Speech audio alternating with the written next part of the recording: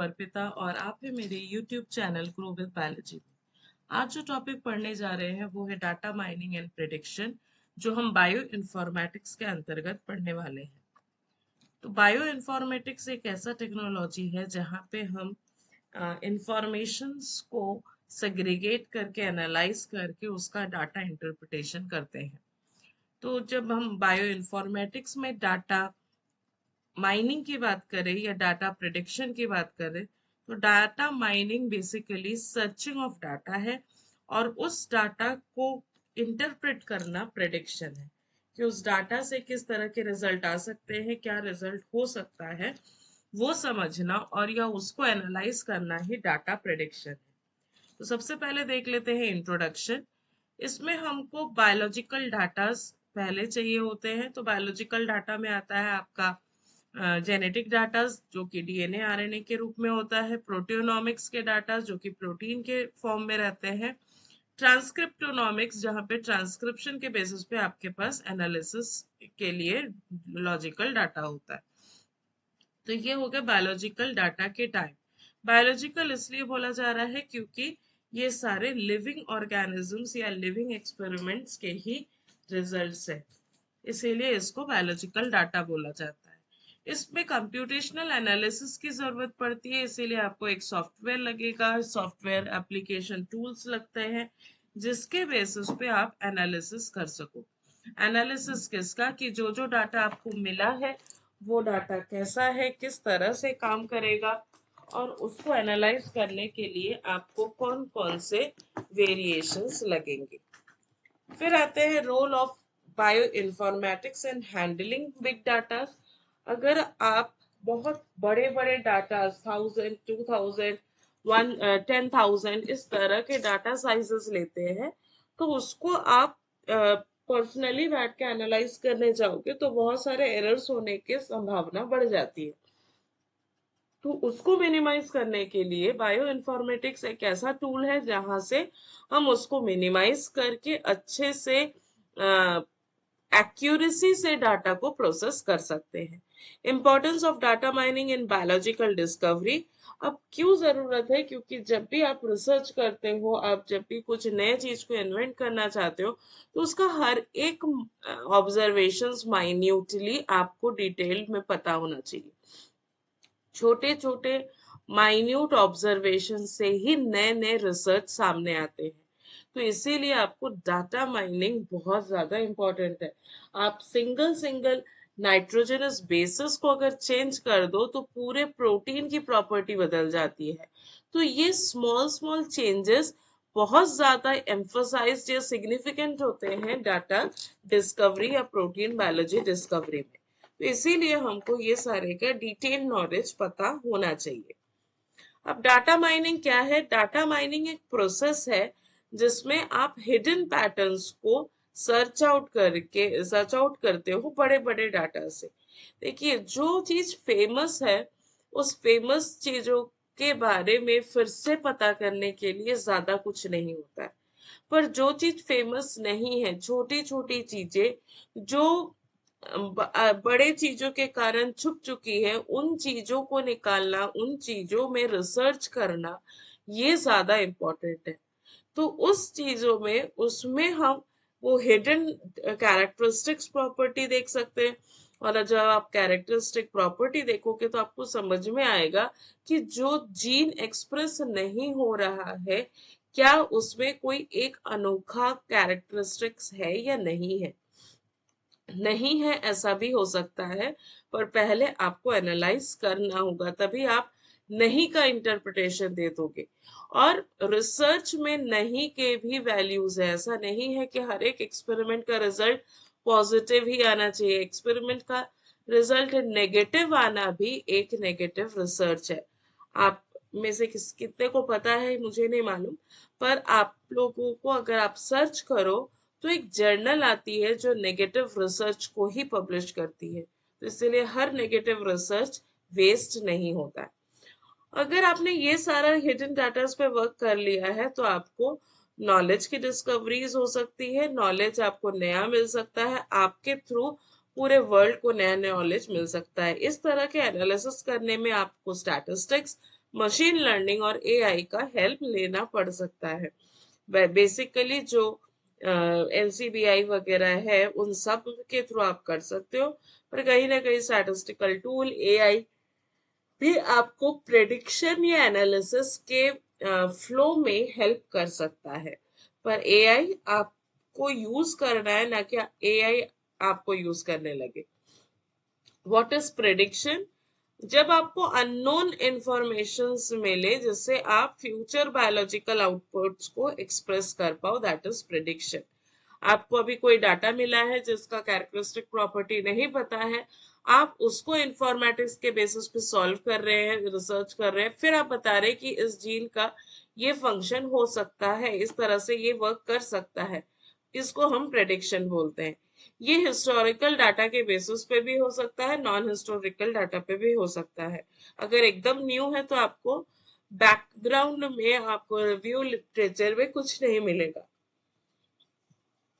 Core component of predictive bioinformatics, अगर आप prediction नहीं कर रहे हैं तो आपके लिए वो कोई फायदेमंद नहीं है। आपको आपका डाटा एनालाइज करके उसको प्रेडिक्शन रेंज तक पहुंचाना जरूरी है, तभी उस आइडेंटिफिकेशन का वैल्यूएशन मिल सकता है। टाइप्स ऑफ बायोलॉजिकल डाटा में जीनोम सीक्वेंसेस हो सकता है, आरएनए सीक्वेंस हो सकता है, माइक्रो एरे का डाटाबेस हो सकता है, प्रोटीन सीक्वेंसेस, स्ट्रक्चर्स, एसएनपी और म्यूटेशन डाटा। म्यूटेशन डाटा का मतलब होता है जिस डाटा में म्यूटेशंस हो चुके हैं, वेरिएशंस ऑलरेडी हो चुके हैं, नॉन वेरिएशंस है, तो उस वेरिएशन के कारण क्या क्या चेंजेस है वो भी आप प्रेडिक्शन कर सकते हो। क्लिनिकल एंड फिनोटिपिक डाटा, जहाँ पे हम research based on laboratory observation या एक्सप्रेशन के बेसिस पे हम एनालिसिस करते हैं, वो होता है क्लिनिकल या फिर फिनोटिपिक डाटा। अब आते हैं बायोलॉजिकल डाटाबेसेस, जो ये सब डाटा माइनिंग करने में हमको हेल्प करता है। सबसे पहला आता है NCBI, national centre of biological information.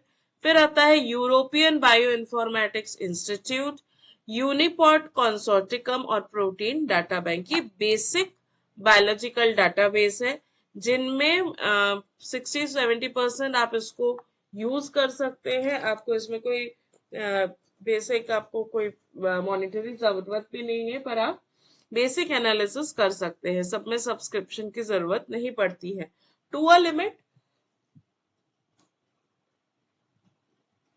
उसके आगे अगर आपको डिटेल ज्यादा करना है, ज्यादा जाना है, तो कहीं कहीं कहीं पे आपको सब्सक्रिप्शन मांगता है।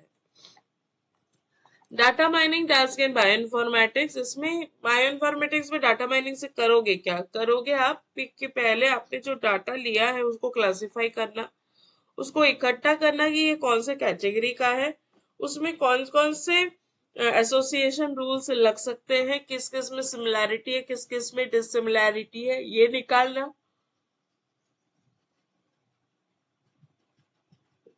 सीक्वेंस पैटर्न डिस्कवरी, इसमें आपको पता करना है कि कौन सा सीक्वेंस के साथ मैचिंग कर रहा है, किस तरह का पैटर्न ये फॉलो कर रहा है, कहाँ पे मैचिंग है, कहाँ पे मिसमैच है, कहाँ पे ये इवोल्यूशन में जा रहा है, और इसका आउटलायर डिटेक्शन कि आप किस तरह से इसको आगे डिटेक्शन कर सकते हो। प्रेडिक्टिव टास्क, क्या प्रेडिक्शन करते हैं? जीन का प्रेडिक्शन कर सकते हैं, प्रोटीन का स्ट्रक्चर का प्रेडिक्शन कर सकते हो, कौन सी बीमारी हो सकती है, कौन सी बीमारी का रिस्क है, वो प्रेडिक्शन कर सकते हो। ड्रग टारगेट प्रेडिक्शन, बीमारी के लिए जो दवाइयां हैं वो दवाई कहाँ जाके वर्क करेगी, किस तरह से फंक्शन करेगी, क्या हम किसी भी नाइट्रोजनस बेस, किसी भी एमिनो एसिड को चेंज करके उस एक्टिविटी को इंक्रीज कर सकते हैं कि डिक्रीज कर सकते हैं। बहुत सारी बीमारियां तब होती है जब एक्स्ट्रा में प्रोटीन बनने लगती है, तो उस केसेस में हमको सुधारने के लिए उस बीमारी के प्रोटीन को मिनिमाइज करना होगा, तो वो भी आपको इसमें से प्रेडिक्शन से आप एनालाइज कर सकते हो। फंक्शनल एनोटेशंस, कैसा स्ट्रक्चर है, किस तरह से वो फंक्शन करेगा, किस डायमेंशनल में काम करेगा, 3 डायमेंशनल है कि 2 डायमेंशनल है, क्या क्या उसके एनालाइज्ड प्रोटोकॉल्स है, वो भी आप पता कर सकते हो। जीन प्रेडिक्शन टूल, प्रेडिक्शन के लिए जो टूल यूज होता है, एक है जिनस्कैन और एक है Augustus. Identification of coding region and exons, coding region और एक्सॉन्स ये सबको आप आइडेंटिफाई कर सकते हो। एगस्टस और जिनस्कैन से आप इन जीन्स का प्रेडिक्शन कर सकते हैं।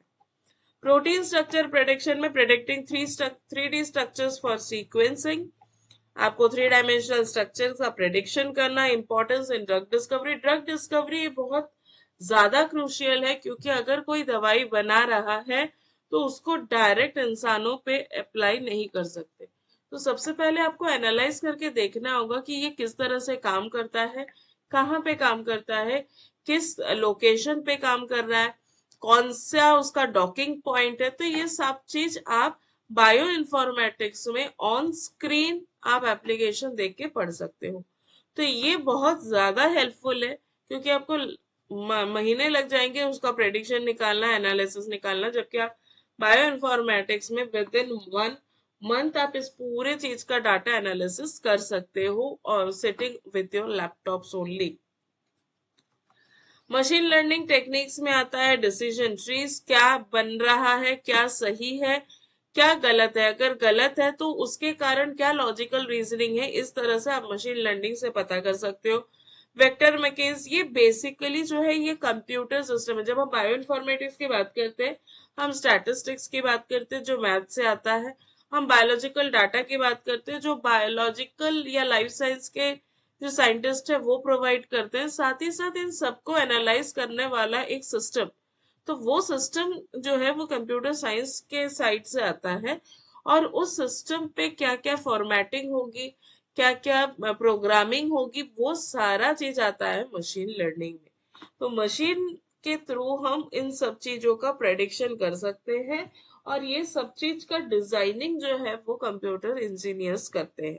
तो आपको डिसीजन ट्रीज मिल जाएंगे, vector machine learning, random forest, neural forest, hidden Markov models, ये सारे मॉडल्स में आपको कुछ नहीं करना है। ये मशीन लर्निंग टेक्निक्स है जिसके थ्रू आपको एनालिसिस करने में हेल्प करेंगे।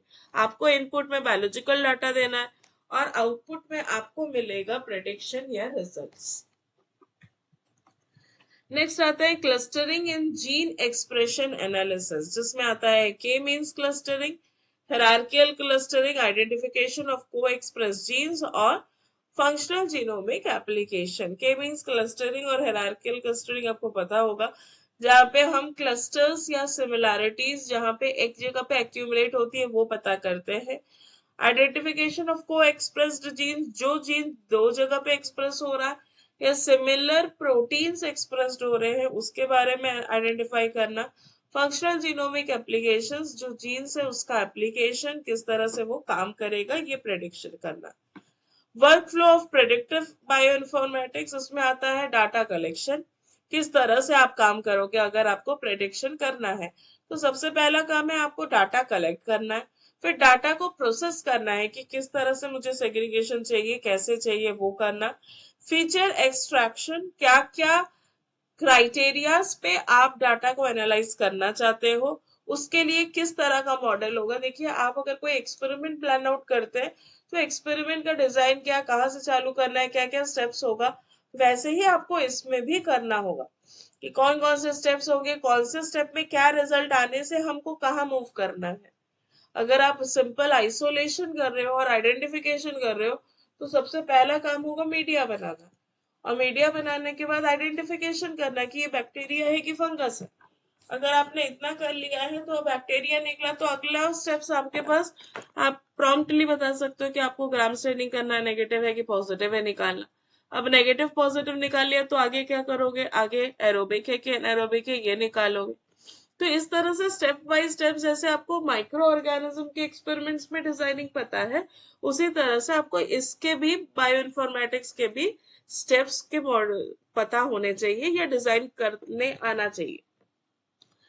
फिर मॉडल वैलिडेशन, कौन सा मॉडल, हमने यहाँ पे देखा कि मशीन लर्निंग आपको ये 5 मॉडल दे रहा है, तो इन सब में से आप कौन से मॉडल्स को डिसाइड करोगे, कौन से आपके एक्सपेरिमेंट के लिए सुटेबल है, उसका सिलेक्शन करना। फिर लास्ट स्टेप आता है बायोलॉजिकल इंटरप्रिटेशन, कि किस तरह से वो इंटरप्रेट करके आपको डाटा बताएगा। नेक्स्ट आते हैं इवोल्यूशन मैट्रिक्स, ये भी मैट्रिक्स सिस्टम है जो कि आपको रिजल्ट्स बताएंगे। जैसे कि पहला है एक्यूरेसी, सेंसिटिविटी और स्पेसिफिसिटी, वो आपको सेंसिटिव वे में एकदम माइन्यूट चेंजेस भी है तो भी वो बता देगा, और स्पेसिफिसिटी अगर आपको 1 वैल्यू चाहिए तो 1.01 में भी वो वैल्यूएशन नहीं बताएगा। आरओसी कर्व बता देगा, एयूसी, आरएमएसडी, ये सब प्रेडिक्शंस आपको स्ट्रक्चर्स का करके दे देगा। फिर आते हैं आखिरी में हम एप्लीकेशंस में, कैंसर क्लासिफिकेशन, किस तरह का कैंसर है वो क्लासिफाई करने में, बायोमार्कर की डिस्कवरी, कौन सा बायोमार्कर्स है जिसको हम सरफेस मार्कर्स बोलते हैं, उसका डिस्कवरी करना, personalised medicine, person to person medicine create करना, फार्मेकोजीनोमिक्स पे काम करना या सिस्टम बायोलॉजी पे काम करना। ये बेसिक 5 कैटेगरी है, ये ओवरऑल कैटेगरी है। इसके अंदर में 100 से भी ज्यादा सब क्लासिफिकेशन है जिसपे आप बायो इन्फॉर्मेटिक्स पे वर्क कर सकते हो। एडवांटेजेस क्या है कि ये आपको बहुत फास्ट रिजल्ट इंटरप्रिटेशन देता है, आपका एक्सपेरिमेंटल कॉस्ट्स बचा देता है, क्योंकि आपको ऑल पेपर एक्सपेरिमेंट्स करना, लैब में एक्सपेरिमेंट्स करने के लिए आपको एक तो टाइम लगता है, साथ ही ह्यूमन एरर्स हो सकता है क्योंकि ये मशीन लर्निंग पे बेसिस है और इसको ह्यूमंस ने डिजाइन किया हुआ है, तो इसमें आपको प्रेडिक्शन काफी एक्यूरेट मिलता है। तो जहां पे आपको दिख रहा है कि यहाँ रिजल्ट नहीं मिलेगा तो उस एक्सपेरिमेंट्स को आप स्किप कर सकते हो। तो स्किपिंग अगर आप कर रहे हैं तो फिर आपका टाइम भी बच रहा है, एक्सॉर्शन भी नहीं हो रहा है, और आप ज्यादा फोकस होते हो अपने प्रायोरिटी को डिजाइन करने में। डायग्नोसिस एक्यूरेसी, जो भी रिजल्ट्स आ रहे हैं उसके हिसाब से डायग्नोसिस करने में कि क्या हुआ है, कि क्या रीजन हो सकता है, इन सब के एनालिसिस में भी ये हेल्प करता है। प्रेसिशन मेडिसिन डेवलपमेंट, कौन सा दवाई देना चाहिए, जो कि हम ड्रग डिस्कवरी में देखते हैं कि क्या डॉकिंग लोकेशन है, किस पे ज्यादा एम्फोसिस देना है, कहाँ पे कौन से मेडिसिन किस तरह से काम करेगा, कौन डिजीज या प्रोटीन के एक्सप्रेशन को बढ़ाएगा। जैसे इंसुलिन की बात है तो इंसुलिन प्रोडक्शन नहीं है तो डायबिटीज है, तो अगर आपके पास कोई मेडिसिन है जो कि उस पैंक्रियाटिक प्रोटीन्स में इंसुलिन प्रोडक्शन जीन को एक्टिवेट कर सके तो वो आपका प्रिसाइज मेडिसिन डेवलपमेंट होगा। तो अगर आपने ऐसा कुछ किया तो that will be a very good output जहां पे हम पेशेंट्स को हेल्प कर सकते हैं। चैलेंजेस है कि हाई डायमेंशनल डाटा है, बहुत सारे वेराइटीज ऑफ डाटा मिल जाएंगे जिसके कारण एनालिसिस में थोड़ा सा टीडीनेस लगता है। मिसिंग वैल्यूज, अगर कहीं पे मिसिंग वैल्यूज है तो उस केसेस में आप 100% एक्यूरेट डाटा नहीं दे सकते या रिजल्ट आपका एक्यूरेट नहीं आएगा। कंप्यूटेशनल कॉम्प्लेक्सिटी, बहुत सारे लॉजिक्स अगर लगाना पड़ रहा है तो फिर कॉम्प्लेक्स डाटा में एनालिसिस प्रॉब्लम होती है।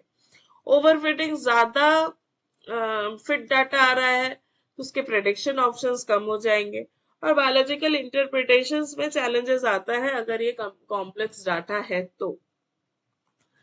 फिर भी कुछ हद तक ये नॉर्मल प्रेडिक्शन से आपको हेल्प करेगा। फ्यूचर प्रोस्पेक्ट्स में इसको एआई ड्राइवन जीनोमिक्स, क्योंकि एआई आज के डेट पे बहुत ज्यादा हेल्पफुल हो रहा है पर हाँ इंसानों द्वारा ही बनाया जा रहा है, तो जीनोमिक्स आप जैसे उसको ट्रेन करेंगे वो वैसा ही काम करेगा। तो एआई ड्रिवन जीनोमिक्स भी हेल्प करेगा। मल्टीओमिक्स इंटीग्रेशन इसको बहुत अच्छा और बहुत स्पेसिफाइड बना देगा। Real time disease prediction, future में कौन से डिजीजेस हो सकते हैं, कौन कौन से डिजीजेस से बचने के लिए क्या लाइफस्टाइल में चेंज करना है, ये भी एक मेजर कैटेगरी है जिस पे वर्क चल रहा है। अगर इसमें सक्सेस हो जाएंगे तो काफी डिजीजेस होने से पहले आप उसको इम्प्रूव कर सकते हो अपने हेल्थ कंडीशंस ठीक करके। Big data analysis in health care में डाटा एनालिसिस बहुत ज्यादा हेल्पफुल है। तो फाइनली अगर हम इसको कंक्लूड करें तो डाटा माइनिंग ट्रांसफॉर्म करते हैं आपके बायोलॉजिकल डाटा को एक नॉलेज पे, ये आपको प्रेडिक्शन देता है डिजीज डायग्नोसिस के लिए, ड्रग डेवलपमेंट के लिए, ड्रग डॉकिंग में भी ये हेल्प करता है, और ये मॉडर्न बायोइन्फॉर्मेटिक रिसर्च का एक बेसिक टूल है जिसपे हम बहुत ज्यादा डिपेंडेंट है क्योंकि ये बहुत अच्छा प्रेडिक्शंस देता है। तो thank you for listening, hope so कि आपको अच्छा लगा होगा, अपने फ्रेंड्स के साथ शेयर करिए, चैनल को सब्सक्राइब करिएगा अपकमिंग वीडियोस के लिए, बेल आइकन दबाइएगा ताकि अपकमिंग वीडियोस का नोटिफिकेशन आप तक पहुंच सके। और इसी तरह के बायो इन्फॉर्मेटिक्स डाटा के रिलेटेड टॉपिक्स जो भी आप पढ़ना चाहते हैं उसको कमेंट सेक्शन में आप लिख सकते हैं। Thank you and happy study.